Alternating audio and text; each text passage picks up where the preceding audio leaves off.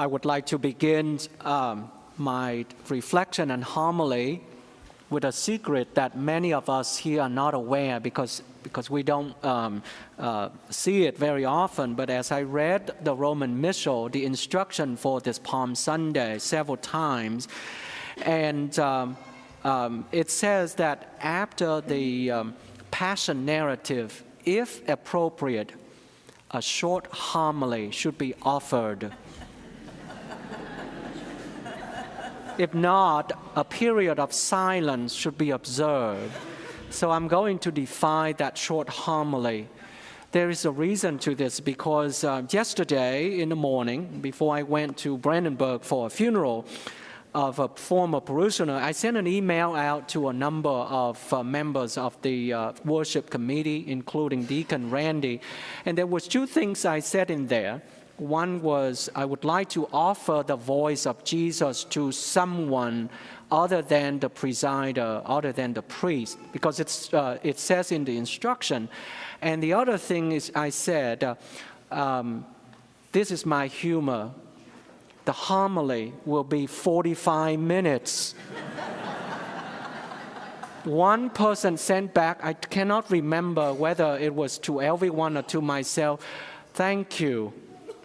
The other replied was from Randy, and I don't recall whether he sent it to me alone or to the whole group. He said, I love this idea. So I don't know whether really context can mean a lot of different things. So if you wanted to ask him what he meant by, I love this idea of 45 minutes homily, or something else, then you can ask him after Mass. The reason I say this is because, as you know, there are several options for the Passion narrative. A shorter version and a full version in which we proclaim today. And several weeks ago, the worship committee met again. We meet every 2 months or so, and we discuss about the plans for this Palm Sunday. And I made a suggestion that I prefer the longer version.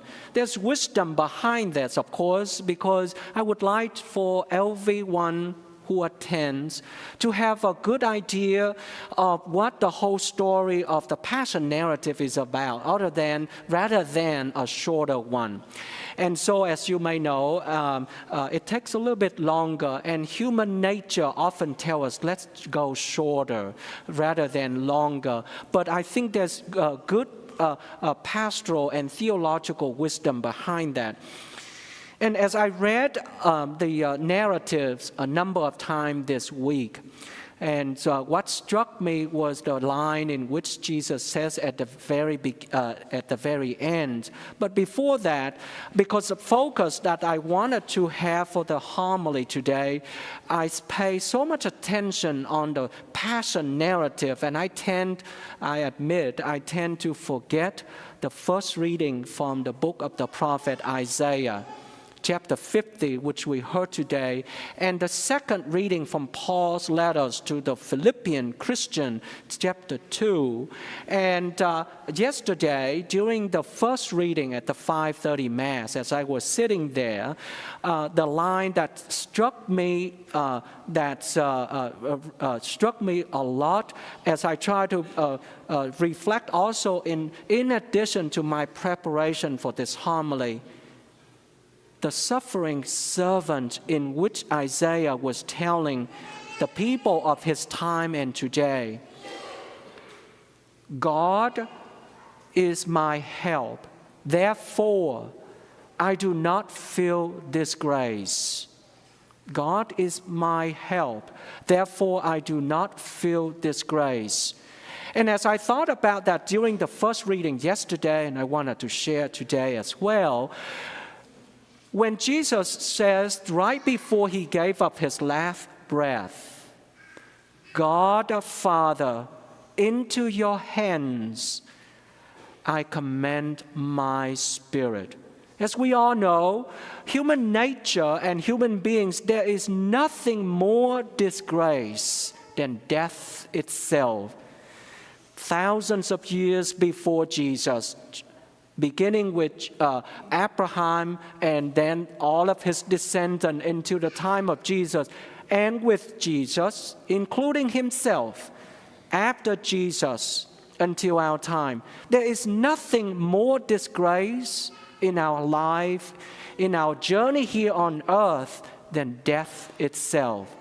But Jesus says, and Isaiah referred to the suffering servant, telling us, when God is our help, we do not feel disgrace. In that death is not the disgrace of human beings. Because why? For Jesus to know that, to understand that very important and significant of his faith in God, that he put his entire and whole trust in God. Death is not a disgrace anymore. In fact, only through death can God glorify himself by raising his Son, Jesus Christ. So as we all know, even before Jesus' times, and again after Jesus until our time, many thinkers, theologians, philosophers and thinkers, atheists also, try to answer the question, is there any other way for God to save human beings or humanity than the fact that Jesus came to become one of us, to show us the way to the Father? And one particular theologian in medieval time, Saint Anselm in the 9th century, and he was not the first and will not be the last, but one of the things he discussed about was the necessity of God's economy of salvation. And in that, eventually, he not only argued, but concludes that in order for God to save human beings, us, the incarnation of Jesus was the necessity, was a necessary step. Because for Jesus himself, as we see in one of the a centurion or soldier mocks Jesus, if you are the Son of God, save yourselves and us. Another version from Mark, for example, or John, the Gospel, same passion narrative, even say, if you can save yourself and us, then we believe in you. But how can Jesus, knowing that not only he was the Son of God, but the other side of him was a human being, he could save himself, but then he'll continue to be Jesus. But in order for him to be reunited with God in the glorification and the resurrection, is to die on the cross. And for that very simple reason, he commended his spirit into God's hands. And for that also, Isaiah, through the voice of the suffering servant, if God, or when God is our help, death is not a disgrace, and we do not feel disgrace. Let us hope that this Palm Sunday, the beginning of our Holy Week, we may not want to be like those after seeing Jesus giving up his last breath, going home, beating their breast.